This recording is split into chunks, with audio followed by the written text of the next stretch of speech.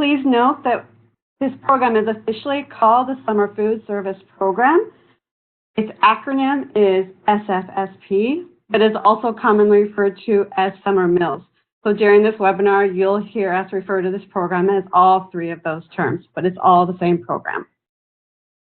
We have a few guest speakers who will join us on the webinar today to share from their experience and expertise, including our partners from the Department of Elementary and Secondary Education, and current folks participating in the program, including the Hockomock YMCA and Meadowbrook Apartments here in Florence, Massachusetts. We will wrap up the call with keys to success, resources, and next steps. So I'm sure all of you the first question on your mind is, what is a Summer Food Service Program? To explain that, I want to share a little bit about the current status of hunger in Massachusetts. In Massachusetts, there are 400,000 students who receive healthy meals during the school year through the National School Lunch Program and School Breakfast Program. What about the summer? In 1968, the Summer Food Service Program was established to fill the summer nutrition gap. Through community partnerships, healthy meals are provided to children and teens 18 years old and younger at eligible locations across the country. This program enables children to receive the nutrition they need to stay healthy and active during the summer and return to school ready to learn. In the short term, the program can help mitigate summer weight gain, cognitive decline, and summer learning. And in the long term, the lasting effects may help increase high school graduation rates and reduce susceptibility to chronic disease. How the program works, there are 5 key players that enable this program to happen every summer, involving entities from the federal, state, regional, and local levels.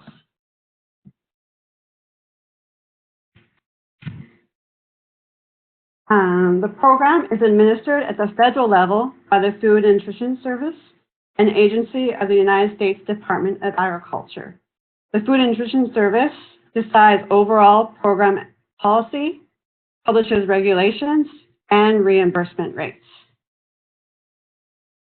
Within each state, the program is administered by the State Department of Education or an alternative state-designated agency. Here in Massachusetts, it is the Department of Education of Elementary and Secondary Education, who we'll be hearing from later on in the webinar. They receive and approve sponsors who operate the program at the local level. This includes trainings and monitoring of sponsors' programs. The sponsor is a public or nonprofit organization that provides the meals which meet federal nutrition guidelines provided by the USDA at the local level and receives reimbursements from the state agency. The sponsors assume all responsibility of operating the program. The sponsor partners with locations in the community called a site. A site is a physical location where meals are distributed in eligible areas or to a specific groups of children. Delivery of the meals is arranged by the sponsor, who trains and monitors the site for program integrity. For the program to reach as many children and teens as possible, these 4 key players need community partners to promote the program, provide activities, or volunteer at a site to help with serving meals. At the federal level, this is organizations like Feeding America. At the state level, it is organizations like us, Project Bread. And at the local level, it is groups like Community Action and health centers who share information to people they serve about how to find a site. This is the key players that every summer make this program happen for kids and teens across the country. At this moment, I'm going to hand it over to Shannon Raymond, who will provide more information and an overview of the roles and responsibilities of sites and sponsors and program eligibility. Shannon Raymond is the training coordinator for the special nutrition programs at the Massachusetts Department of Elementary and Secondary Education. She is responsible for the development and execution of trainings and training materials for sponsors in the Child and Adult Care Food Program and Summer Food Program. Shannon holds a master's in public health from Johns Hopkins University and a bachelor's degree from the University of Michigan. Shannon, please go ahead. Thank you so much. Hi, everyone. So what I'm going to talk about today is just an overview of ways to participate and kind of what it means to participate in the Summer Food Service Program. So next slide, please. As Rosemary had already started talking about, there's two main ways to participate in the Summer Food Service Program, or SFSP, and you can participate either as a sponsor or as a site. And again, this is a little bit of review, but as a sponsor, you ultimately have the responsibility for all the administrative and financial requirements for any and all summer feeding sites. So as a sponsor, you'd be responsible for completing all the necessary paperwork, ensuring that your programs are meeting all the regulations. And in addition, sponsors are the ones who receive the reimbursement based on the number of meals served at all of their summer sites. As a summer site, you will be serving, again, at the physical location of the feeding site where children come and consume the meals. And sites are really responsible for adhering to all the program requirements, especially including state and local laws related to food safety. Additionally, sites are responsible for providing supervision to the participants during the mealtime. Next slide.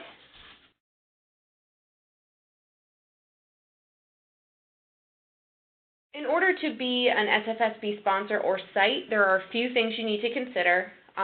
Once again, in order to be a sponsor, your organization needs to be a public or private nonprofit agency. There's many different types of agencies you can be: a college, a church, a community organization. The most important piece is that you're considered tax exempt. Additionally, sponsors should be able to demonstrate that they have the financial and administrative ability to manage a summer feeding program.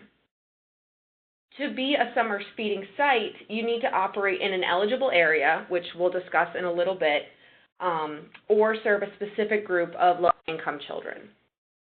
Next slide. As I mentioned before, a sponsor is ultimately responsible for the administration of the summer feeding program, and this means that you will attend a training from us over here at ESE. You'll locate and recruit eligible sites. You're responsible to hire, train, and supervise any staff and volunteers that work at these sites. You'll competitively procure food to be prepared or a vendor for meals to be delivered. You'll monitor all your sites. You'll prepare all the claims for reimbursement and ensure that your sites are sustainable through the summer and into the future. And then also, you're responsible for maintaining all the paperwork associated with the program. So sponsors hold a lot of responsibility, but you're not alone in this process. The staff over here at ESE and over at Project Bread and CNOP can really be used as resources to help get you started and provide you with all the information you'll need to be successful. All right, next slide, please. As a site, your responsibilities include operating and serving foods on the pre-approved days and times, adhering to food safety standards, and communicating regularly with your sponsor kind of about how your summer program operations are going. As I mentioned earlier, if you're interested in learning more about a summer site or sponsor, I will be hosting some in-person trainings this April and May, which you can attend. Please feel free to send me an email or contact through my information's up here, and I can give you some more information about when and where those trainings will be held. Next slide, thank you. If you're thinking about becoming a summer site, you should know that there are two main types of feeding sites: open and closed. An open site is one that is located in an eligible area, and the meals are available to any child under the age of 18 for free of charge. If you operate an open site, you need to make sure that you're publicizing information on when and where you'll be so you can attract participants. As a closed site, eligibility can be determined either by the area where you're operating or based on the income of the attendees in your site. A closed site offers some type of activity for the specific group of children that are participating. And the main distinguishing factor between an open and a closed site is that in a closed site, a child must be enrolled in your program in order to participate. Okay, next slide. So I've been talking a little bit about eligibility and what it means to be eligible to participate. And this can kind of be a complicated topic, but the main takeaway about eligibility is that if you're considered eligible, it means you're serving a population of children where at least 50% are identified as high need. This need is kind of characterized in two main ways. If you're operating an open site, you'll be considered eligible if your site is located in an area where at least 50% of the children are eligible for free or reduced price school meals. This information can either come from your local school or from census data. And if you're operating a closed site, you are considered eligible if the enrolled population you are serving has at least 50% of children from households which meet certain income eligibility guidelines. This data can again come from the local schools from where your children are participating, or you can have parents complete or family members complete an income eligibility application. And all of this information is available publicly, but also the folks at CNOP and at ESU are able to help you and determine what type of site would be best for best for you. Also, there are additional other types of sites that we can talk about more in detail in the trainings that ESE provides, but the main two sites are these open and closed, and this is how eligibility is determined for those. All right, thank you. Great, thank you so much, Shannon. That was really helpful. And that was a lot of information to take in. So our next speaker from the Hockomock YMCA will share more about her experience with the Hockomock YMCA starting a new program for Milford. Our speaker is Mary Kate Bergen, who is the Director of Community Wellness for the Hockomock YMCA. In 2016, the Hockomock Area YMCA partnered with a group of community and religious leaders and the Milford Public Schools Food Service team to start the town's first official USDA Summer Meals program. The Hockomock YMCA will be going into their third year of sponsoring the program for the summer of 2018. Mary Kate, thank you so much for joining us today. Please go ahead. And before Mary Kate begins, unfortunately, I'm unable to unmute her, so I'm going to unmute everyone. I please encourage everyone to mute themselves so we can have a clear sound listening to Mary Kate. Thank you. Great. Thank you, Rosemary and Liron. I really appreciate the opportunity to share some information about our experience today. So as Rosemary mentioned, I'm from the Hockomock Area YMCA down here in southeastern Massachusetts, the Franklin, Foxborough, and North Attleboro area. And we're going into our third summer as a sponsor of the SFSP, and we have 3 open sites as well as 1 closed site. Next slide, please.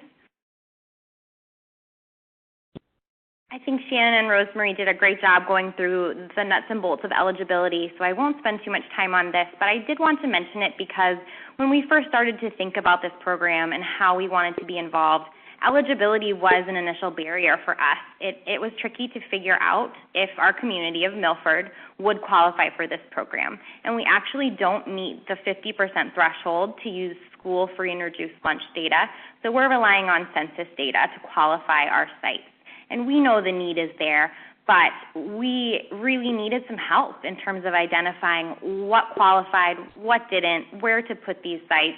And I just wanted to make a plug for the resources available from CNOP, DESE, and the USDA, the folks on this call, as well as the online tracker system where you can literally type in an address and get eligibility information. It is so helpful. And CNOP really held our hand through the first couple of months of exploring whether we could even be involved and serve the kids in this community of Milford, where we knew there was this big need, about 1,800 kids not having access to reliable, healthy meals in the summer. Next slide, please. The next issue that came up for us as the sponsor was selecting what sites we wanted to use in terms of our first year. And I think our biggest piece of advice here is to go with trusted and known locations within the community, especially organizations with which you have existing partnerships. Our YMCA works very closely with the Milford Public School System, so that was a natural first step for us to approach the school and see if there were any school buildings that we could potentially use as a site in the summer. Families know the schools, they trust them, they feel comfortable walking into school buildings, so that was a natural choice for us. We also partner with a youth center in town, so if you have something like a Boys and Girls Club or similar model, those are great places where kids are naturally congregating, and that was an easy site choice for us as well. We also partnered with the public library during our second summer, and that, again, is somewhere that's really known to community members. The considerations that we think about when we talk about sites every year are first, accessibility and walkability. Are the locations that we're choosing easy to get to for our families? Because many of these folks don't have access to a car, and Milford is not a rural community, but there are barriers around access to transportation, so that's definitely a consideration we've made in picking our locations. Also, safety, not only from the outside of the site, but also can you supervise and can you see the entire room when you walk into a site? Just thinking through those issues of child protection, because when these kids are in our care for that hour and a half when we're serving meals, we really want safety to be a top priority. Do you have a place for a large cooler and storage of the different meal components? And this is something that DESE can be very helpful with when they come out to work through your site review if you do sign on as a sponsor. And do you have enough space for meals? Because a requirement of this program is that congregant eating style of meal service. So families and kids need to be able to sit down and have the meal with you. So just thinking through those issues around space.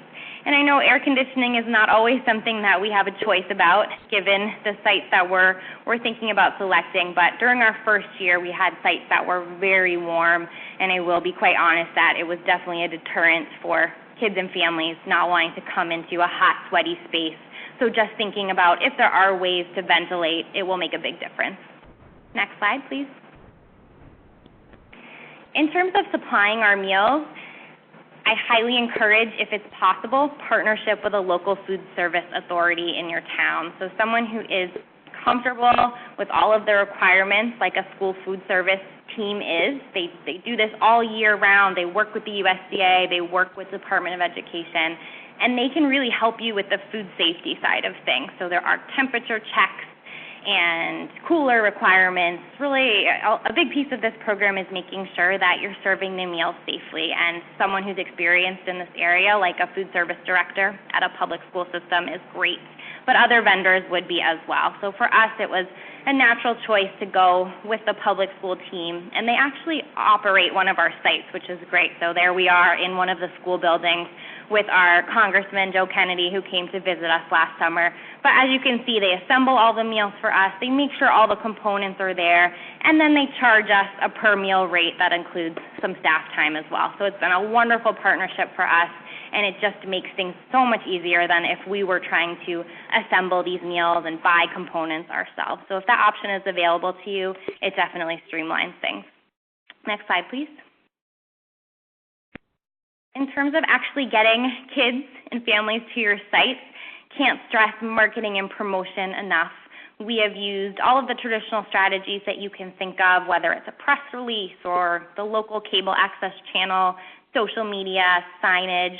There are great signs available from CNOP, which helped us out a lot last year, some beautiful banners. So these tools are all great, but for this program, we've really learned that we need to be out in the community as much as we can. So connecting with local churches, nonprofits who serve this target population that we're really trying to reach. We need to build trust with those partners, because then they'll refer kids and families to us all summer long. And really making an effort, as we have learned in Milford, there are large populations of non-English speaking families, and we really needed the liaisons to those communities, whether it be religious leaders, school personnel, really anyone who has those trusting relationships. Communicating this information to them is very important. And I will absolutely suggest collaborating with CNOP on what is called a Blitz Day. So we did not know anything about this our first year, but we applied to be a part of it, and it was wonderful. So basically, we pick a day right before summer starts. We recruit tons of volunteers, and we go out and blitz neighborhoods around our sites to communicate about the program. And Rosemary joined us last year to help out, and it's just a wonderful way to be out there, talk to people, and get the word out. And if you can recruit folks who are bilingual, that will definitely be helpful in terms of being able to answer questions that come up while you're out on the route promoting the program. Next slide. So wanted to give you just a quick overview of what a day in the life looks like in terms of operating a site from a sponsor point of view. So all of our sites are operated by our team as the sponsor. We're responsible for managing all of them. We do so with the help of a paid project coordinator who works about 20 hours a week for us in the summer. And then we have a team of almost 200 volunteers by now that we have trained in this program to be either site supervisors, activity leaders, those who are responsible for greeting at the door, responsible for things like hand sanitizer, and we have made a concerted effort to create things like job descriptions and very clear messaging around what volunteers will be doing, because there's nothing worse than as a volunteer showing up for your shift or your day and having no idea what to do or how to help. So we've tried to be very intentional about treating volunteers almost as if they were staff. Activities are something that we've made a huge part of our program. As all of you know, there's definitely some stigma around types of meal programs like this, and we want to do everything we can to erase the image that this is free food for people that need it. We want it to be instead a fun, festive atmosphere where there's music playing, almost to give it a summer camp experience for kids and families, so it becomes a place that they want to come day after day. And we do this with the help of our volunteers. So for example, we had a volunteer who's a master chess player, and he comes for a week in the summer and teaches kids how to play chess, and it's incredibly popular. We've worked with CNOP and Project Bread to have a chef come out and work with our kids to try new foods and to see the looks on their faces when they're drinking something like a green smoothie for the first time. It's really awesome. And finally, we've really tried to make books and literacy a big focus of our program because we know there is that summer learning loss gap. So anything we can do to give away books, have reading activities, really anything to do with that literacy component, we've tried to add that. Next slide, please. In terms of going from year one to year two, there's some lessons that we've taken away that might be helpful to you. So we grew our meal count significantly for our community between years 1 and year 2. And a strategy we really focused on the second year was trying to bring meals to the kids. So we can pick sites, we can market till the cows come home, but if there are pockets of kids that are already congregating in our community, we'll bring the meals to them. So at one of our closed sites, we added a second meal, breakfast and lunch, which was a great way to give kids more food that they really need. We also added the library as a site on the days where they're already offering programming. So there's kids and families coming there, we can give them lunch and get reimbursed as long as we qualify it as an open site for those days. And finally, we found a donation partner in our community, SMOC, which operates shelter sites for families who need temporary places to stay. And at the end of the week, we donate to them extra food, nothing that we deem unsafe, but the extra components of the meal that we can't hold over will be put to good use in our community. And we learned that there is no time that's too early to start marketing. We wanted to get the message out really now, January, February, meeting with the schools, presenting to groups within the schools. So not just sending a flyer home, but talking to guidance counselors, secretaries, nurses, really the people that see these kids and families every day. And thinking about any groups that you might be missing in the community. So for example, there's a large Arabic-speaking population in Milford, and the first year we didn't have any materials translated into that language, but the second year we made an effort to make sure everything was available in Arabic as well. Next slide, please. So our final thoughts are just some challenges that we've run into and tried to overcome with the help of CNOP and DESE, who have been incredible partners to us. But we have learned that open sites are a little bit unpredictable. So it's tough to tell from one day to the next how many kids will come and how you can order meals so that as a nonprofit, you're still able to break even on this program and eliminate food waste. So we've been really lucky that our vendor partner has been great to us in terms of allowing us to adjust those meal counts almost daily if we need to. So ensuring you have that flexibility in your contract with the vendor is really important. And using the tracking systems that we have to use anyway to your advantage. So we have to take meal counts every single day, but then taking a step back and looking to see if you are seeing any trends in those meal counts. So our Friday is a slower day for you, for example, and then adjusting from there. We've also learned that there's definitely some fear out there around coming to a program like this, especially with the current political climate. So making sure that you're making it fun and there's activities going on and there's nothing that feels threatening about coming into these sites. You know, your name's not going to be recorded. You don't have to give personal information. You can just come and enjoy a meal and have fun with us. So the more we can create that atmosphere, the better. And we've also learned that staffing this program can be expensive. So the first year we went into this program with a lot of paid staff, we wanted to be careful that we were following all of the rules and we could do that with a lot of oversight. But we've learned that if we can recruit really top quality volunteers who we trust and train them very well on safety and child protection, well as procedures required for this program, volunteers can be an incredible way to offer this without breaking your budget. And finally, this program is absolutely worth it. If you're on the fence, please get involved. It's incredible to be able to be a small part of this operation that helps serve kids meals in the summer, and it's absolutely changed our YMCA for the better. It's changed my experience and my team's experience, so would highly recommend that you get involved. And if you have any questions, please don't hesitate to reach out. I'm happy to talk you through our experience and provide any guidance that we can to get more folks involved, because it's a great program. Thank you. Great. Thank you so much, Mary Kate. It has been a delight to work with Mary Kate and the team at Hockomock YMCA. They have really gone out of their way and been very thoughtful about building community partnerships and working with volunteers from the community. So please feel free, if those of you on the line who are considering looking into being a sponsor, and if that's a good fit for you, please feel free to reach out to her as well as the CNOP team and Essie to learn more about being a sponsor. Well, now I would like to turn it over to our last guest speaker, Violet Matos, who is currently an assistant property manager at Meadowbrook Apartments. Violet was the residential service coordinator when she launched the summer meals site at Meadowbrook Apartments in Florence. She has over 30 years of experience in the social service field. She is now the assistant property manager, and the site is going into their third year of being a summer meals site in 2018. Violet, please go ahead. Hello, everyone. So a little bit about Meadowbrook. Meadowbrook is a 252-unit property. We have over, right now we have over 80 residents at this time. Meadowbrook has a pool, we have 2 playgrounds, lots of plenty of space for the kids to kind of grow and run through. And we have a large community room where we distribute our food program. Our portfolio on the 4 communities work with the USDA as well for summer and after meal programs, and they've been very, very successful. Next slide, please.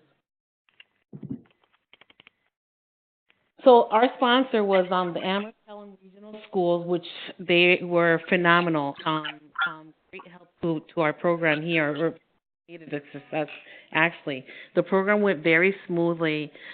We had lots of collaborations with different area community programming. One was the Northampton Police Department. We had a summer reading program here. We had community action. We had some youth working with us during the summer who helped with this program. We had Lead School. They had the summer reading program.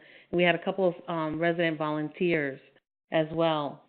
In our first year, which started in 2016, we served in the month of July alone, 714 meals. Our second year, which was last year, we served 816 meals. I have to say that this is a funny story. When we first started the program, it was all new, trying to figure out, we actually got a late start in getting the program going.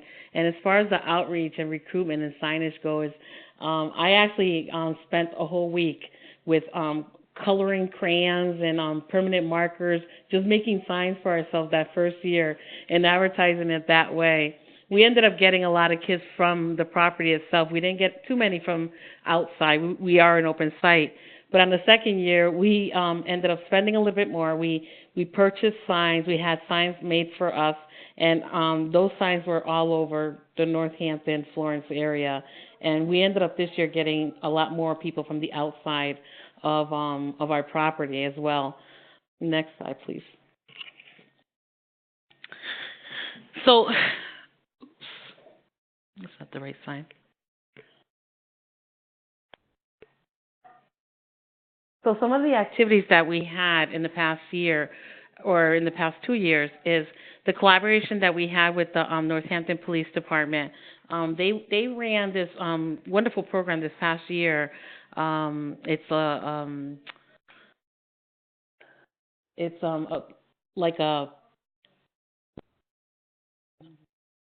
I'm sorry, I just lost my train of thought. So they had a program this year where they had baseball cards, and instead of baseball cards, there were cards of each police officers. There were 50 of them. So they would come during the lunchtime and would pass out their cards to the kids. So that was pretty neat. After the reading program, we would have activities like the reading program. YMCA was also involved this past year.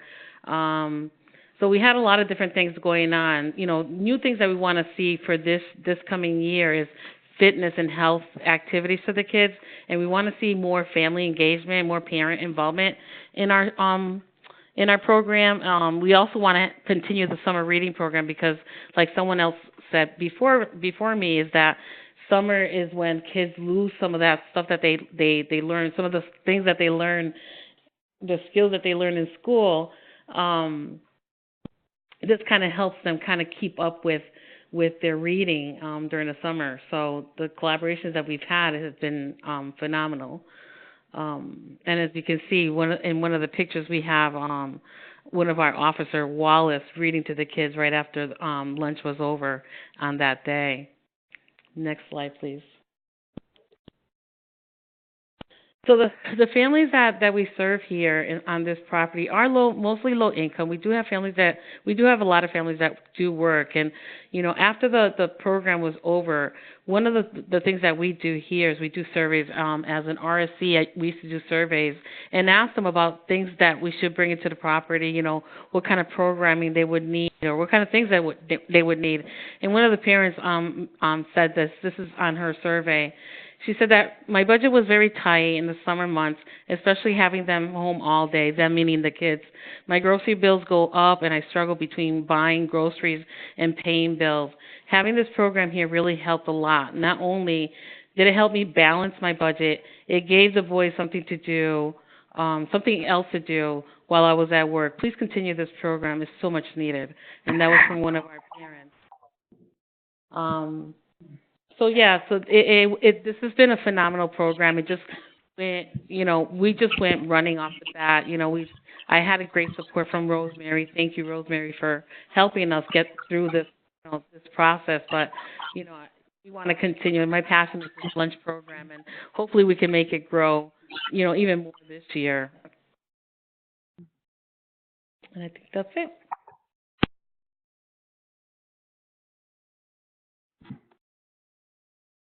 Great. Thank you so much, Violet. And I think Violet is being very humble. One of the things that she didn't mention is that she drove every day from Florence to Amherst to pick up the meals to serve the kids in the housing property, Meadowbrook Apartments. And I have just been so impressed by her dedication and energy to bring creative programs, the one that she mentioned, the partnership with the Northampton Police Department and the YMCA, to really enrich and make a welcoming environment for the children at the housing property. So thank you so much, Violet. Now I would like to turn it over to Liran Mink, my colleague, who is going to provide an overview of keys to success for this program. Liron, please go ahead. Hi, everyone.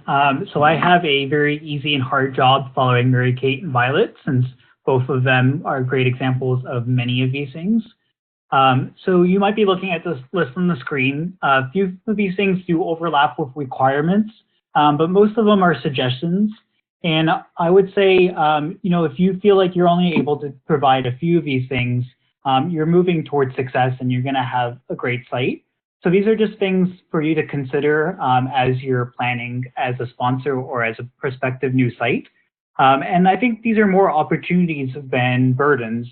They're things that can just make things better for your site or your sites if you're a sponsor. And we really think there are opportunities also to partner for wider community. This isn't only incumbent on you. This is a great way to engage different community groups to make your site better. So first, characteristics of a good site. As I said, Mary Kate and Violet really displayed a lot of these. The main thing is location, location, location. You want to be, near where people live, where they normally go, or near transportation. You want it to be inviting, engaging, and somewhere that people will enjoy to go. So these are very stark examples, but I would say we have great sites that are even located in like a parking lot. So as long as you can figure out a way to get people there, you can have a really successful site. So this is Revere Beach, Mattapan Library, and Greenfield Farmers Market. So just a couple types of the sites to consider. And the other characteristic that I will point out, or two characteristics, is that they had an engaging activity that made it feel really inviting. And they also had areas for people to sit. So as mentioned before, there is a congregate feeding rule where kids have to eat on site. So by making things inviting and having a fun place for people to be, it's a lot easier to enforce that rule, and it's also a lot more fun. Next, again, this overlaps with a requirement. You do have to have a site supervisor. And as Mary Kate mentioned, this could be a volunteer or a staff person. This is Miss V, who's outside the Chelsea Library.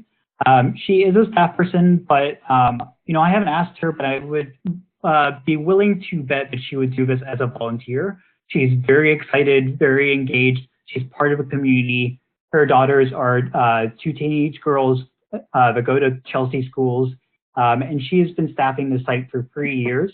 Participation has steadily increased, and if you go observe her one day, she is just hollering, and I mean that in the best way possible, at everyone walking by, making sure that they're stopping for a meal. The teens who are a little resistant, she'll say, come tomorrow, come next week. She's very positive. And kind of going back to what I said about a good site, it's just all about making it exciting, inviting, and engaging for people. And that's very much what she does. So whether it's a volunteer or a staff person, getting people who can pull off making it inviting is really key.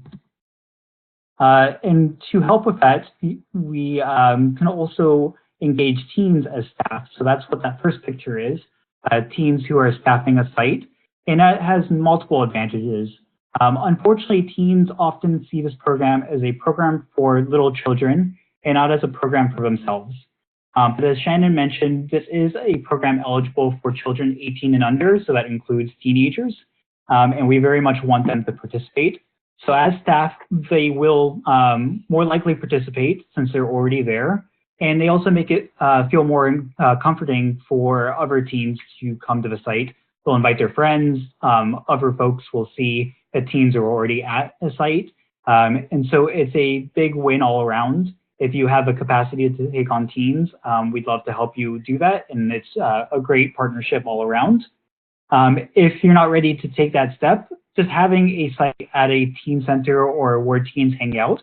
So the second picture is On Point in Salem. And they've done a great job partnering with an area where teens already hang out. There's basketball courts, there's a baseball field, and they've been able to adapt their site to do a hot meal, which of course is not required, but is really great at attracting teens. So if you have those resources, the good thing is that we're teens, but because it was such a vibrant site, you also had a lot of families with children come. So you had really all ages show up at this site. Outreach, we've talked about a little bit, and we'll talk about a little bit more in a moment, but I wanted to show some pictures. As Mary Kate said, outreach is key.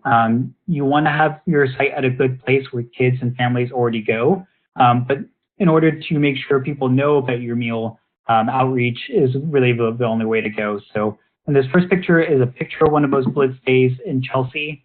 You can see the door hangers we provide, some flyers, so some resources, and you just go out and you go to neighborhood businesses or you go to homes and you make sure that the community as a whole knows about the program, so all children will hopefully be able to hear about it one way or another. The middle picture is a kickoff, which is a great event where you can do any number of activities, but it's just a big celebration to make sure people know about a particular site or all the sites in a community. So this was a event in Everett where they did just that. They had a humongous site, they provided food, and it was a big party where they shared about the program. And finally is the Summer Eats app, which I highly encourage everyone to download on their smartphone. And that way you can connect people in the community to sites anywhere in the state. You can put in your address or somebody's address and find all the sites nearby them, and that will be updated closer to the summer. Also, as mentioned before, signage is really key. Part of making sure that you have a welcoming site is to ensure that people don't have to guess what's going on, but they can see a sign and know that there's a meal for children. So that can be really simple, like a yard sign, or a hand-drawn sign is a fantastic touch. Or you can go, if you have the resources, as big as wrapping a truck like they did at the Boston Public Schools. And that way, when you're driving around town, everyone can learn about the program. But as a rule of thumb, I would say, walk around your site, go about a block away, and see if you can recognize what's going on as you walk closer. Because, like I said, you don't want people guessing. You want people to feel welcome and to know what's going on. Finally, programming, as mentioned as well. As much as some families need the site, a meal is not always enough to make the journey to a site. So having programming makes it more welcoming, more inviting, and gets people to come back day in, day out. So on the left, you have a little bit more robust programming pictured. That's at the Peabody Institute Library, where they did some arts and crafts. They did a fun superhero day. So that's a little bit more of a detailed program that I'd be happy to connect you to them, and we can work with you to do such programs.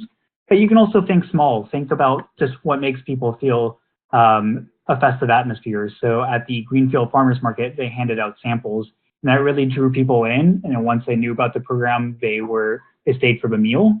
And also, if you're going to be outside anyway, just sports like playing soccer, it adds a little extra activity, helps with summer weight gain, and makes people feel like they're having a good time, so they'll want to come back. So as I said, all those are just a couple suggestions that we found makes the site more vibrant and welcoming. If any of those click with you at all, even if you think it's easy or a challenge, please get in touch with us. We can help you take the next step to make sure those things happen.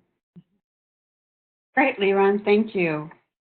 Right now, I would like to review some resources and next steps for those who are interested in taking the next step and to explore how they can get involved in this program. So first, resources about how to find the site near you. And you can share as a community organization, you can share this with the people you serve in your community. Resources for folks to find sites.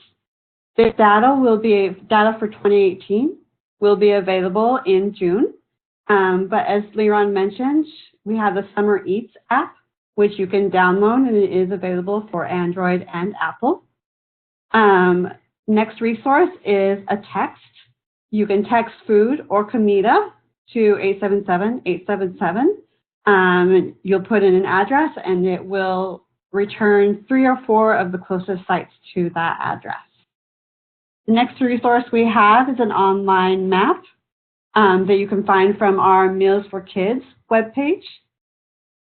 And the last one is the food resource hotline here at Project Bread that you can call and talk to a person about finding a site near you. So I hope that you will share these resources to the people that you serve. Next, is that very exciting this summer, and that we are going to be launching a new statewide brand. We are going to be unveiling that brand on February 13th, so stay tuned. The pictures here are examples of our current outreach materials, so those will be all refreshed for this summer, and a list of the resources we will have available. And if you would like to order materials, you can go to our website, mealsforkids.org, and we send out these materials across the state free of charge. So I encourage you to take advantage of that resource. Next is about our summer food kickoff, which is next Tuesday. There is still time for you to register for the event. We encourage you to take advantage of this great opportunity to network with those who are already participating in the program, get new ideas, and get inspired for this summer. So please, you can email Liran or I to find out more information about the kickoff, which is next Tuesday, February 13th in Devens.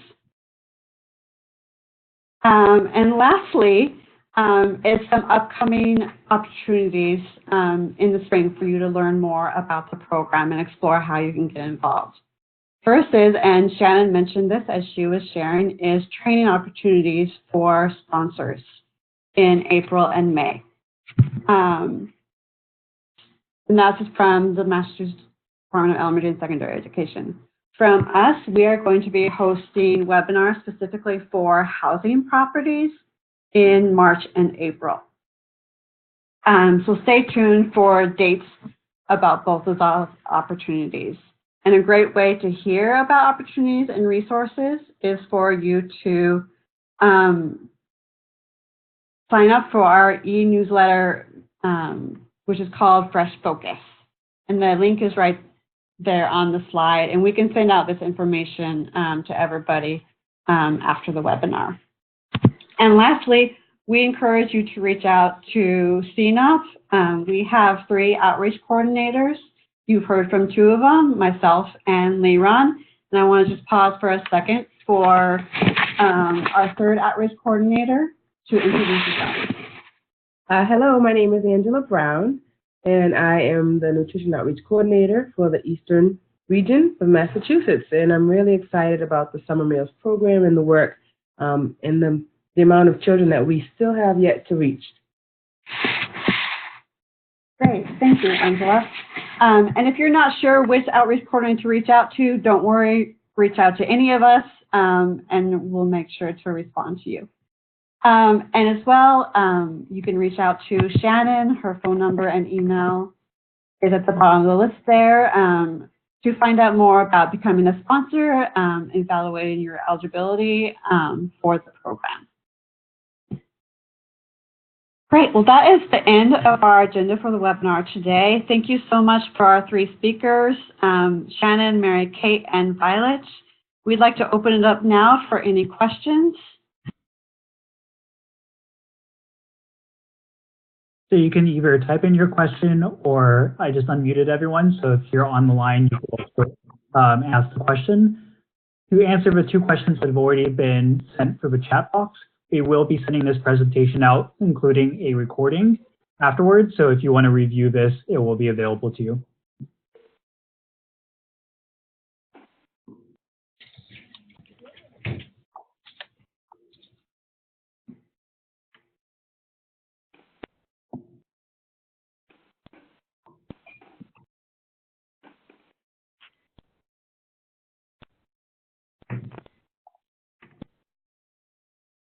Any questions?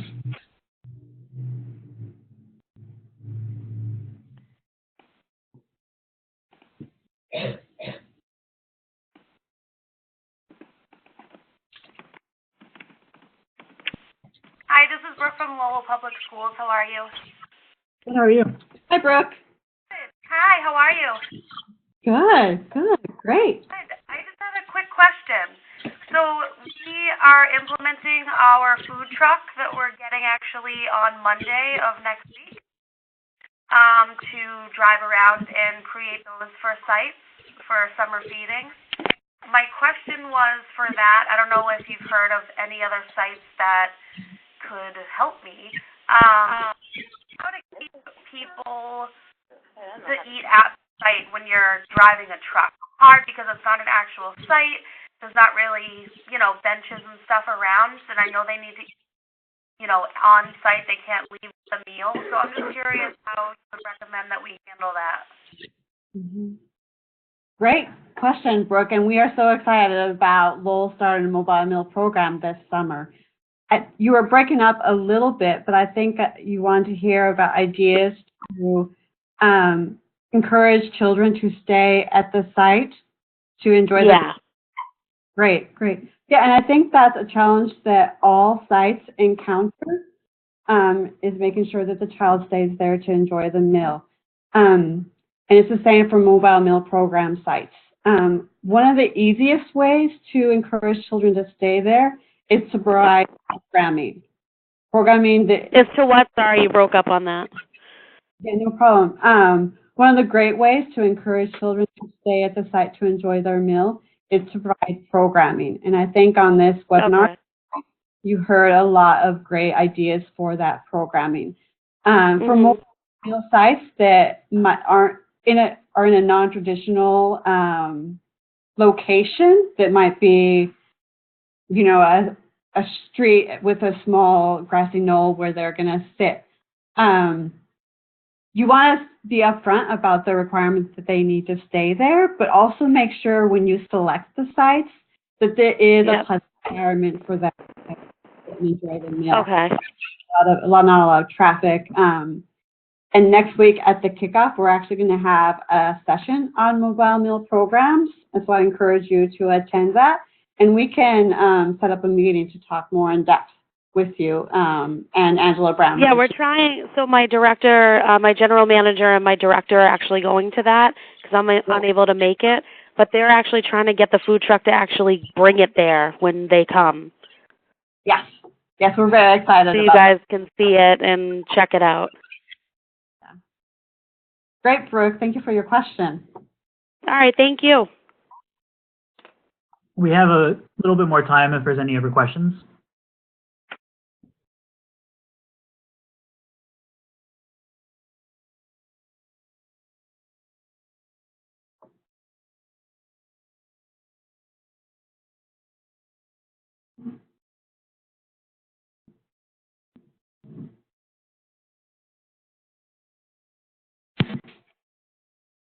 I'll put a slide back up of our phone number and emails. If anybody thinks of questions, please get in touch. And we hope to see a lot of you next week.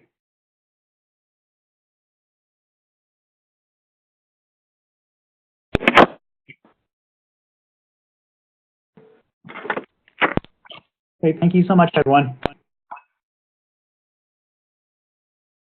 Thank you.